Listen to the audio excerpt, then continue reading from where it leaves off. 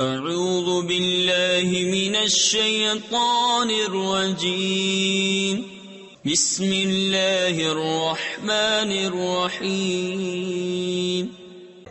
والذین هاجروا فی سبیل اللہ ثم قتلوا او ماتوا لیرزقنہم اللہ رزقا حسنا وَإِنَّ اللَّهَ لَهُوَ خَيْرُ الرَّازِقِينَ لَيُدْخِلَنَّهُمْ مُدْخَلًا يَرْضَوْنَهُ وَإِنَّ اللَّهَ لَعَلِيمٌ حَلِيمٌ ذَلِكَ وَمَنْ عَاقَبَ بِمِثْلِ مَا عُوقِبَ بِهِ ثُمَّ بُغِيَ عَلَيْهِ لَيَنصُرَنَّهُ اللَّهُ ان اللہ لعفو غفور۔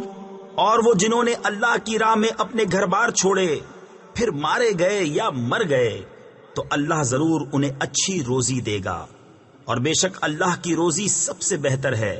ضرور انہیں ایسی جگہ لے جائے گا جسے وہ پسند کریں گے، اور بے شک اللہ علم اور حلم والا ہے۔